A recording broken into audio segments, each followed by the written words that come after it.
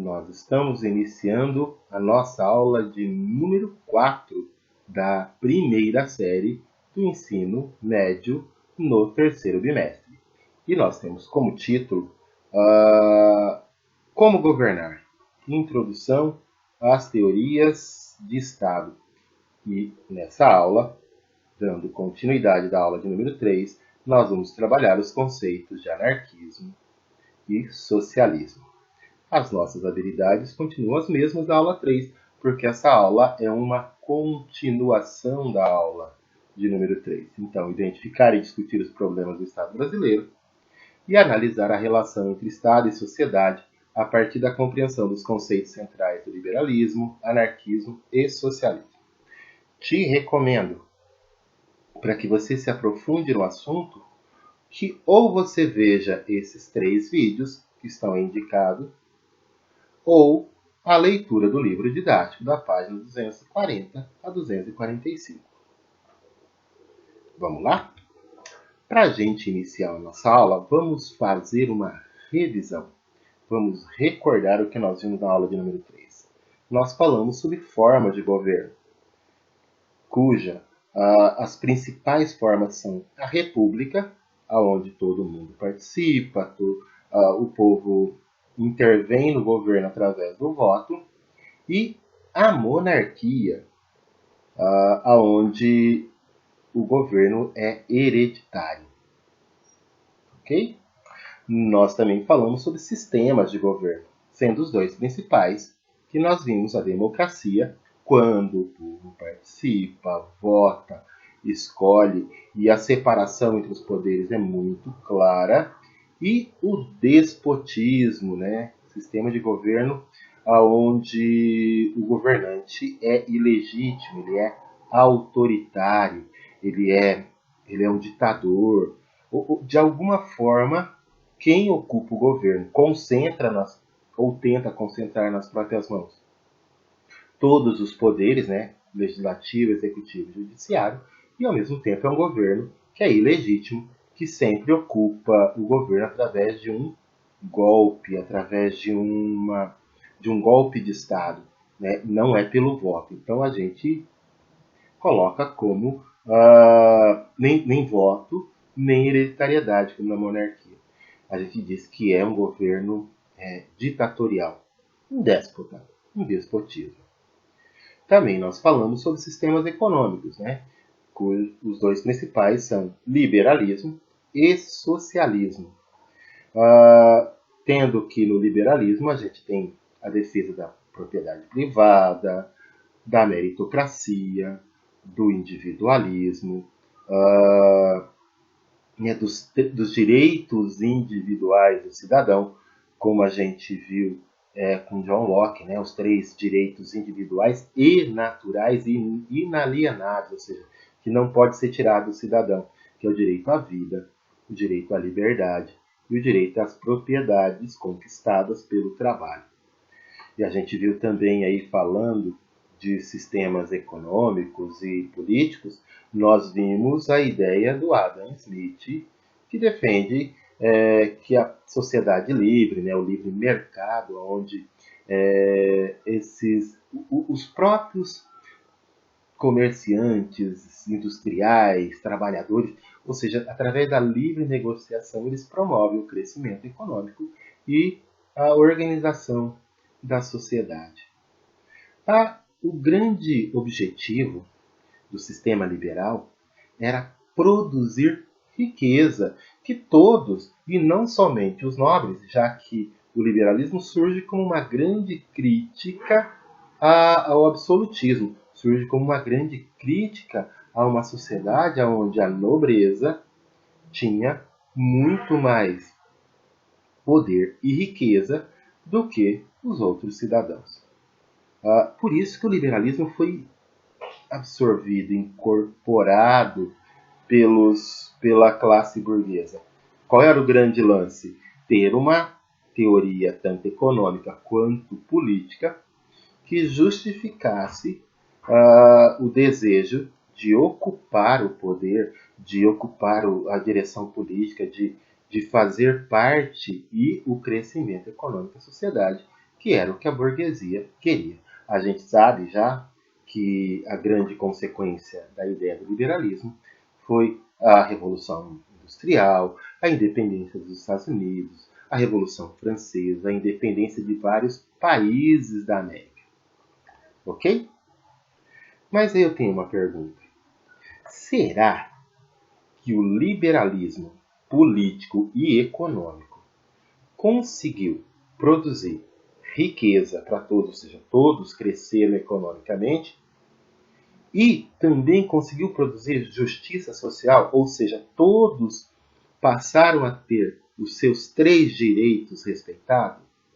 O fato dos países tentarem implantar o liberalismo produziu riqueza e justiça social para todos? Se a gente analisar do ponto de vista da história, a gente vai ver que não necessariamente. Muitos enriqueceram, muitos tiveram seus direitos, né? Mas, do ponto de vista histórico, o século XVIII, e principalmente com a Revolução Industrial, produziu uma grande massa de pobres, uma grande massa de gente que não tinha nada além do próprio trabalho. Um dos eventos que justifica isso, né, e que exemplifica isso, perdão, melhor dizendo, exemplifica, é a Revolução Industrial, onde você tem jornadas de trabalho absurdas, extenuantes, né, de 12, 16 horas, por salários miseráveis. Uma outra questão também, que acontece aí junto com a Revolução Industrial, dentro da Europa, é o êxodo rural. As pessoas saíram do campo com a ideia ou a promessa de que no trabalho das indústrias eles conseguiriam ganhar mais, e necessariamente isso não aconteceu, né? Se amontoavam em cortiços, se amontoavam em moradias muito precárias, sem saneamento básico, sem condições sanitárias nenhuma. Não é à toa que lá no início do século XIX, surge uma grande pandemia, parecida com essa que nós estamos vivendo agora, que foi a gripe espanhola. Um dos fatores de promoção era justamente a aglomeração das pessoas em condições sanitárias muito ruins. Então, as péssimas condições de vida dos operários mostra que o liberalismo não trouxe riqueza e justiça social. A gente não pode nunca esquecer que do outro lado da América, né, do outro lado do mundo, na América, e também na África e na Ásia, muitos trabalhadores viviam em sistema de escravidão. Portanto, os direitos, direito à vida, à liberdade e à propriedade, não era para todos. Portanto, a implantação do liberalismo por vários países não fez com que esses países modificassem as suas estruturas de justiça social e de distribuição de riqueza. Então, por mais que a pessoa trabalhasse, por mais que a pessoa fizesse por merecer, ela não enriquecia nem conseguia ser cidadão. E, em função disso, os pensadores começaram a pensar coisas diferentes, outras ideias, e ideias que criticavam o liberalismo. Essas ideias a gente pode resumir em 2 grandes correntes: o anarquismo e o socialismo. Entendendo que essas 2 correntes, elas não são assim, nem todos eram unânimes em pensar. Todos pensavam o anarquismo do mesmo jeito, ou todos pensavam o socialismo do mesmo jeito, como a gente vai ver na aula agora. Quando a gente fala em anarquismo, a gente tem que buscar a explicação do que é a intenção do anarquismo lá na palavra grega anarkos, que quer dizer sem governo. Tá? Então, o anarquismo foi uma teoria criada e pensada a partir da ideia de que a sociedade não precisava de Estado, não precisava do governo. Os homens, em pequenas comunidades, e sem propriedade privada, onde tudo fosse de todos, eles conseguiriam viver muito melhor do que na sociedade do jeito que está, ou do jeito que eles viviam na época. Por quê? Porque o Estado, na verdade, se punha a serviço e a cuidar da riqueza dos mais ricos, sem pensar nos mais pobres. Tá? Tem ideias que você percebe nisso em Proudhon e Bakunin. O anarquismo pode ser chamado de comunismo, tá? Que essa é a ideia da palavra comunismo, aonde todos têm tudo em comum, sem governo, sem grandes autoridades, sem hierarquia e tudo mais. Aí você vai falar assim, professor, mas já existiu na história da humanidade sociedades comunistas? Sim. O modo de produção primitiva, ou seja, a organização das tribos mais primitivas, mostram essa ideia, onde se um caçar, todos comem. Na época da luta, todos lutam. Na época das guerras, todos guerreiam. Na hora de comer, todos comem. Então não há fome, não há miséria e não há uma hierarquia muito forte. Então é em cima disso que o anarquismo vai buscar as suas referências. Então, vamos lá, as principais características. Fim da propriedade privada, formação de comunidades livres e governadas pelos próprios cidadãos, na ideia de que os cidadãos, quando tem um problema para resolver, eles se reúnem, escolhe lá alguém que é bom naquilo, especialista naquilo, ele vai lá, resolve, depois volta para a vida cotidiana normal. Buscar um mundo livre, igualitário, fraterno e solidário. A ideia e acreditar que o homem é capaz de viver em paz com seus semelhantes. Olha, negação lá do que o Thomas Hobbes dizia. O homem não é lobo do homem. E extinção de todas as formas de governo e de Estado. Então essas são as principais propostas do anarquismo, que encontrou muitos adeptos, encontrou muitos pensadores que apoiavam essa ideia, como por exemplo Proudhon e Bakunin. Tá? Tem outros, tem Fourier, tem um monte de gente aí que foi nessa linha do anarquismo. Eu coloco esses dois porque são dois autores, para mim, que são autores de referência. Talvez você, nas suas leituras, nas suas pesquisas, você encontre outros.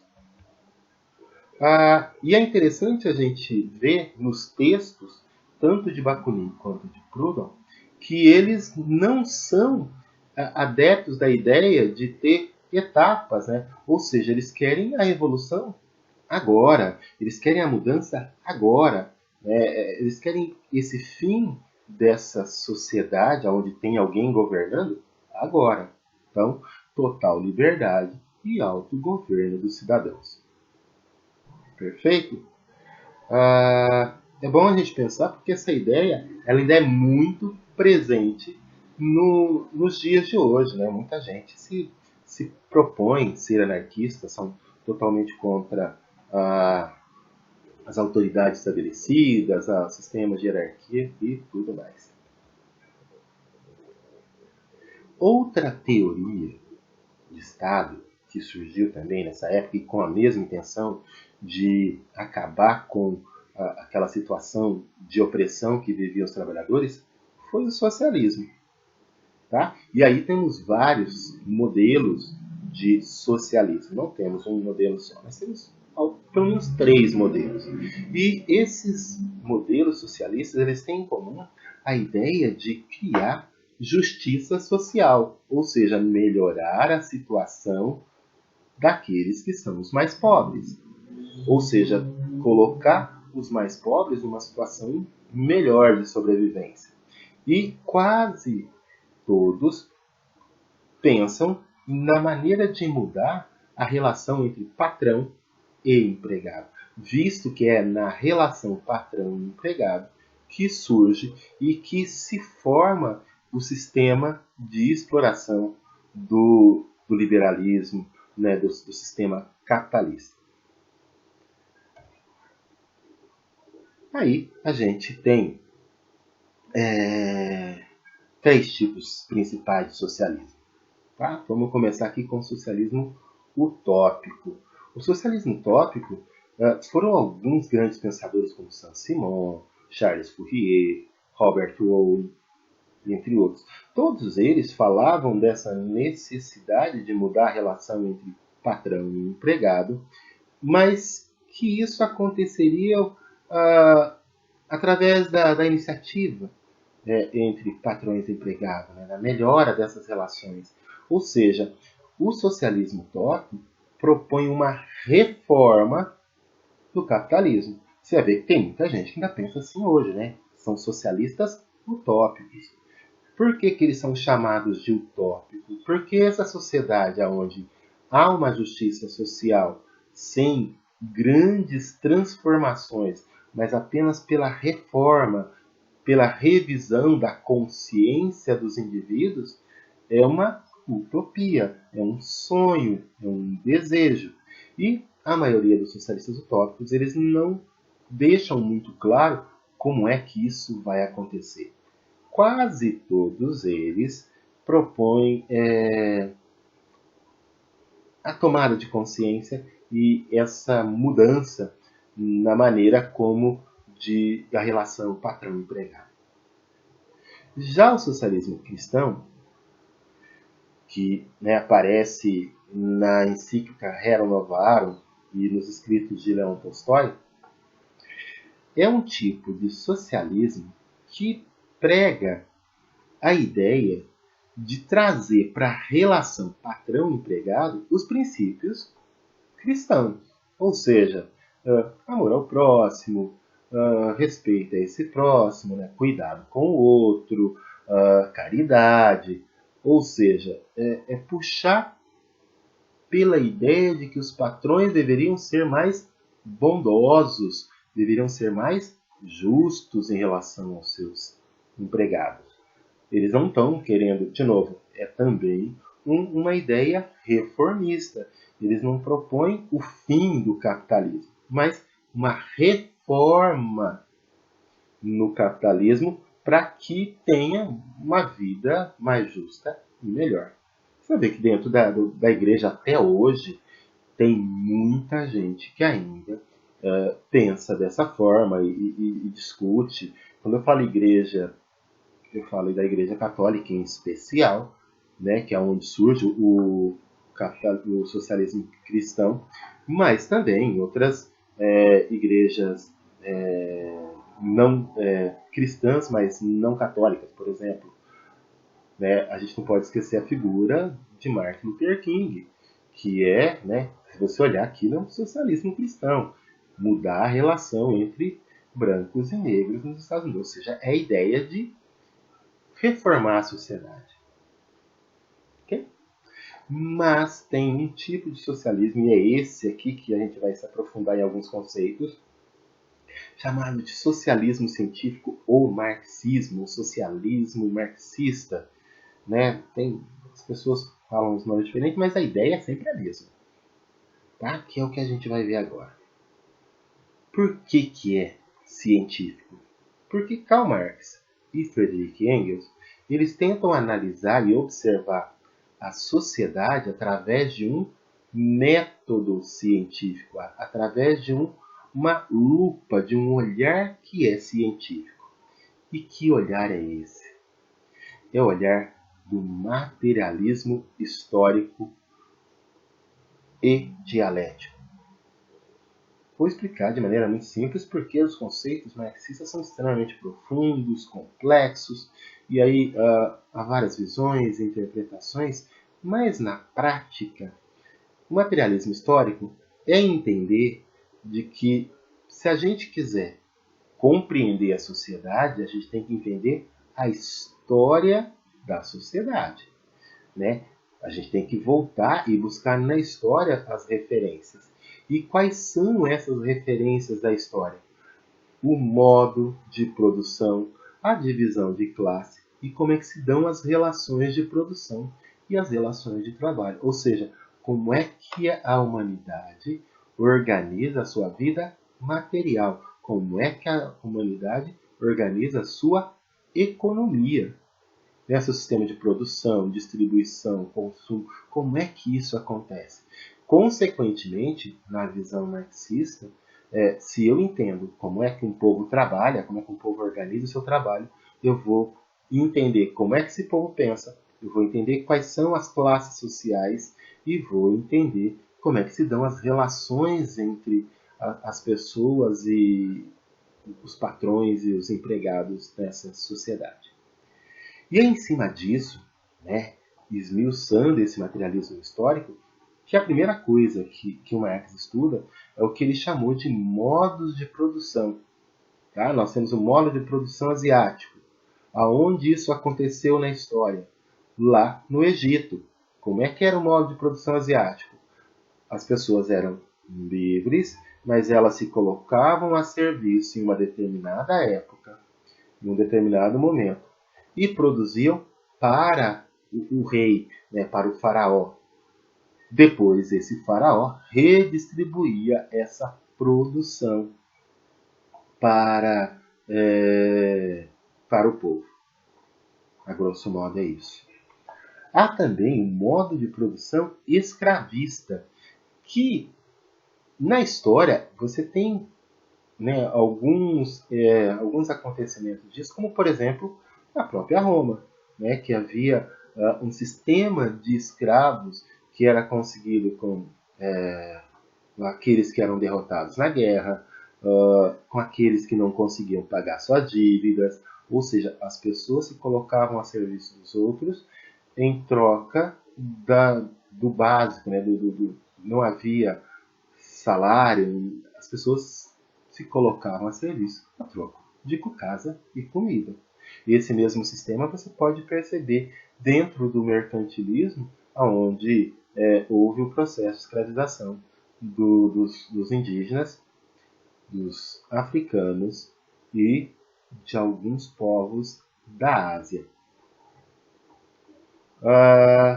Outro modo de produção é o modo de produção feudal, né, onde também não existe um governo centralizado, né, são seriam como se fossem pequenas propriedades, e o dono de cada propriedade é o seu governante máximo, e ele tem a própria moeda, quando existe, tem as próprias leis, ou seja, não há um sistema centralizado. E como é que as pessoas trabalham? As pessoas se colocam a serviço. O servo tem o seu serviço, ele coloca a serviço.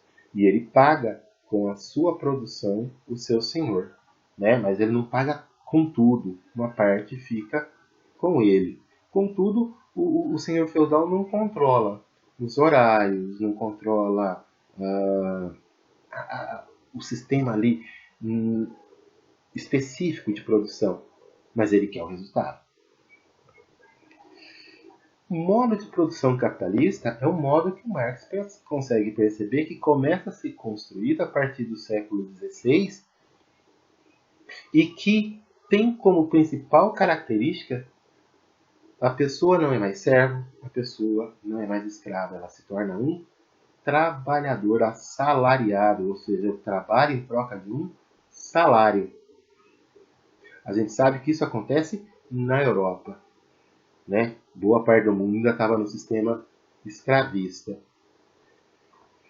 E o Marx acredita que o próximo modo de produção seria um modo de produção socialista, onde o Estado assumiria todo o gerenciamento da produção e alimentaria o povo, ou seja, a gente não teria mais salário, não teríamos mais classes, porque todo o povo seria trabalhador. A gente vai ver isso mais à frente. As relações de produção que existem nos vários modos é a maneira como é que a renda é distribuída. Né? Quem ganha o quê? Quem fica com o quê?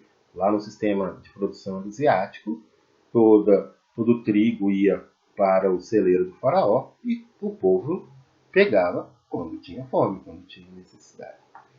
Mas no sistema capitalista, essa relação de produção é uma renda distribuída e a principal coisa é isso aqui, ó, salário. Né? O patrão fica com toda a riqueza acumulada, com tudo aquilo que é produzido, e dá em troca para o trabalhador um salário, no qual ele paga as horas que ele trabalhou para produzir tudo isso daqui, ó, toda essa riqueza. O Marx, usando o seu materialismo histórico, ele entende que em cada um dos sistemas a gente tem duas grandes classes que são conflitantes. Né? A classe que é detentora, dona de toda a riqueza, né, dos meios de produção, e a classe que produz essa riqueza. Né? Então, se você tem lá no sistema feudal, por exemplo, você tem os senhores, né, dono das terras, dono de tudo que é produzido, e, do outro lado, o servo. No sistema capitalista, o Marx percebe que temos os burgueses, que são os donos do meio de produção, das fábricas, da matéria-prima e tudo mais, e, do outro lado, você tem os trabalhadores, que só têm como seu a sua força de trabalho. Mas até aí está tudo tranquilo. O problema é o conflito que essa situação gera. Por que gera um conflito? Porque você tem, de um lado, gente sendo escravizada ou semi-escravizada, e gente que, né, fica com todo o lucro, fica com toda a riqueza. Então, toda a história do mundo é a história da luta entre essas duas classes. Aqui tem os meios de produção e que não tem. E, normalmente, a história muda quando essa classe aqui se revolta contra essa. Então, olha o que o Marx está dizendo. Para acabar com a exploração capitalista, o trabalhador tem que se revoltar e mudar essa estrutura de classe. Portanto, fazer uma revolução, uma transformação, não uma reforma, como pensavam os utópicos ou os cristãos, mas uma revolução, como já aconteceu. Isso aconteceu quando os burgueses fizeram a Revolução Francesa, fizeram as várias revoluções no qual eles mudaram a estrutura da sociedade para que eles também começassem a fazer parte. Então, o burguês, que era uma classe oprimida, passou a ser uma classe opressora no outro período da história. E como é que se dá a exploração do trabalhador dentro do capitalismo? Para o Karl Marx, o trabalhador ele recebe menos do que aquilo que ele produz. Ou seja, a gente trabalha 12 horas e ganha 8. Então, tudo aquilo que eu produzo equivale a muitas horas de trabalho, mas o patrão só me paga uma parte dessas horas trabalhadas. E sendo que o patrão controla todo o sistema de produção. E aí você tem que entender entre produção capitalista e produção artesanal. Até a criação do capitalismo, todo o método de produção era um método de produção artesanal. O que é o artesanal? O artesão está lá, ele controla o tempo dele, ele é quem é o dono do seu sistema de horas de trabalho, salvo no sistema escravista, mas nos outros sistemas, no sistema feudal, por exemplo, o artesão é quem faz todo esse processo. Claro, você se autogoverna para produzir mais, mas você é dono de todo o sistema produtivo. Enquanto que no sistema capitalista, não. Olha o que acontece. Quem controla não é mais você. Você tem, né, o tear que está lá fazendo tecido, não é no seu tempo, é no tempo da própria máquina. E você trabalha muitas horas. 12, 16 horas.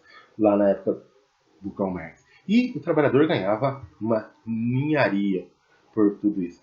Isso que o trabalhador produz a mais, e que é o lucro, né, que é o que o patrão leva as trabalhadas, valor do salário, o que sobra é a mais-valia. Aí você vai falar assim, e por que os trabalhadores não se revoltam? Eles não percebem tudo isso? Não, porque eles são alienados. Eles não entendem como você só fica em um pedaço da produção, você só fica naquela máquina, você cuida só de um pedacinho, né? Você só faz agora a cabeça do alfinete, você não faz o alfinete inteiro. Você não percebe todo o tamanho, todo o tempo gasto para a produção do alfinete. E aí, por ser alienado, né, e aí tem outros conceitos como fetiche das mercadorias e a coisificação do trabalhador, você não entende como é que funciona todo o sistema, portanto, você não se revolta, você não se rebela contra o sistema de exploração da mais-valia. Quando é que isso vai acontecer?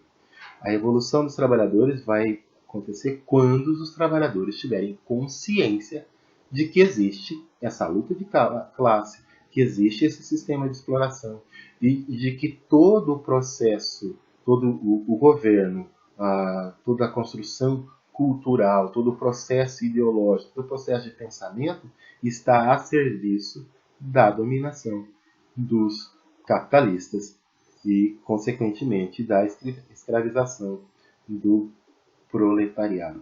Escravização não, a exploração do proletariado. Vamos usar a palavra correta, senão depois a gente confunde. Né? Escravização, sendo escravista é outra. Entendeu? A ideia é essa. Quando os trabalhadores adquirirem isso, eles fazem a sua revolução, ou seja, essa é a grande revolução dos trabalhadores, e que criarão um sistema chamado socialista.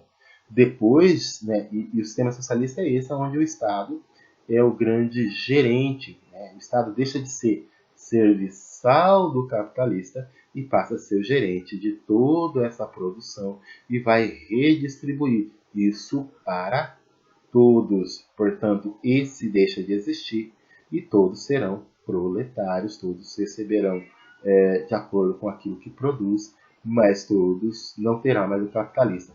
Quem vai ser o dono de tudo é o Estado. Numa última etapa dessa revolução dos trabalhadores, a gente vai ter o comunismo, como queriam, né, como sonhavam os anarquistas que a gente viu logo atrás. A diferença entre anarquismo e socialismo é que o socialismo marxista ele pensa por etapas, né, na própria evolução histórica, enquanto que o anarquismo não, já quer a revolução comunista agora, que é o fim da propriedade, tudo agora. Você vai falar, professor, tem alguns países que aplicaram essas duas teorias? O anarquismo, a gente tem poucas experiências em algumas comunidades. Você pode procurar aí na internet e ver que tem algumas comunidades que tentaram aplicar o anarquismo. Já o socialismo, nós temos em 1919, 18, Primeira Guerra Mundial, se não me engano, 1918, isso mesmo. Nós temos a Revolução Russa e a Rússia tentou implantar o socialismo a partir das ideias de Karl Marx. É óbvio que esses países que implantaram o socialismo implantaram a sua interpretação das ideias do Karl Marx. E aí é interessante você entender que nenhum país implanta exatamente aquilo que os filósofos pensam. Tá? Os governantes, né, quando eles vão colocar lá em prática a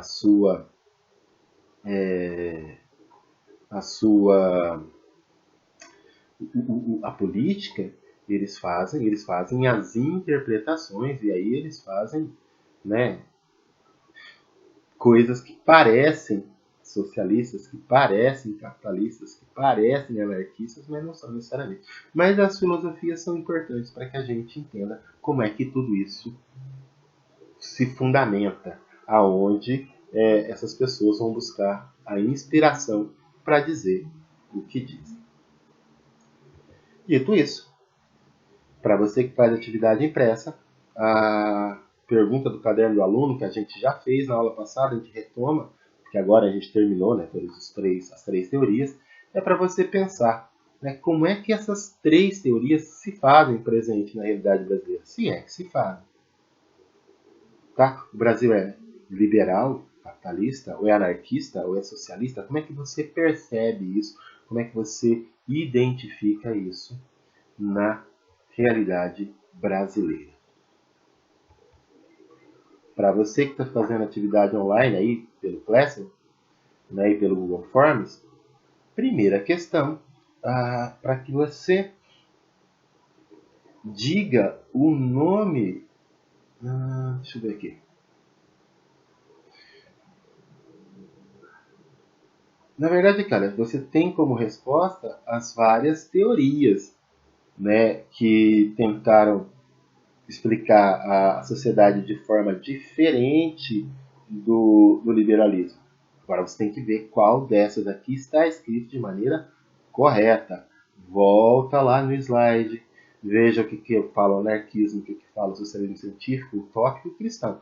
Vê se a resposta daqui está de acordo com aquilo que você viu nos slides da aula. Questão 2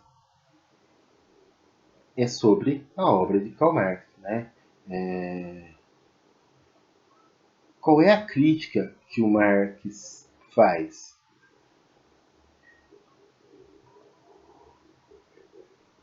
Lembra? A crítica marxista está em cima da luta de classes e do sistema de exploração dos trabalhadores. Lembra? O sistema de exploração dos trabalhadores é a mais-valia.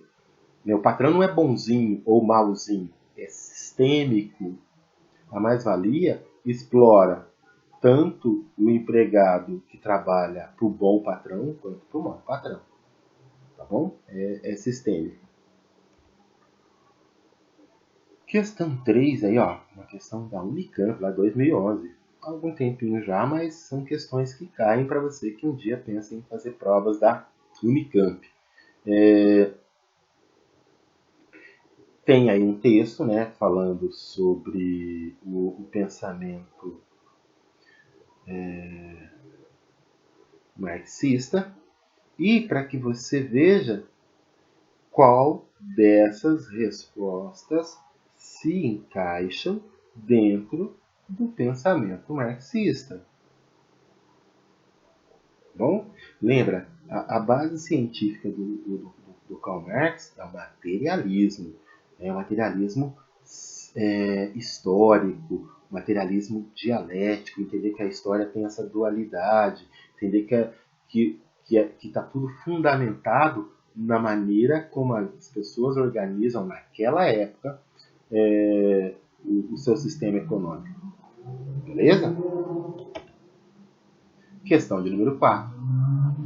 Para você ver sobre o anarquismo, o que pregava o anarquismo, né? O que defendia o anarquismo. Se você prestar atenção na própria palavra anarquismo, você já mata a resposta. Anarquismo quer dizer sem governo, sem Estado, sem um sistema de controle centralizado. Está falando da autogestão, do autogoverno dos cidadãos. Questão de número 5, também sobre os anarquistas, né? Aí é um texto de Goliard, bastante interessante, né? Que mostra aí uma declaração dos anarquistas em 1883, ou seja, né? E de novo, para você voltar e entender quais são os princípios do anarquismo. Lembra? Negação das hierarquias e das autoridades e a defesa do autogoverno das pessoas, né? Do autogoverno dos cidadãos. Perfeito! São essas 5 questões aí de teste. Dessa vez não tem questão escrita para você que faz pelo Google Forms. Gente, chegamos no final. Espero que você tenha entendido, aproveitado bem a aula. Tá aí o vídeo para você ver e rever quantas vezes você achar que for necessário e compreender com bastante profundidade o conteúdo dessa aula e que junto com a aula 3 eu acredito que seja bastante interessante para que você entenda como é que funciona as principais teorias de Estado. Tá bom? Um abraço e bons estudos!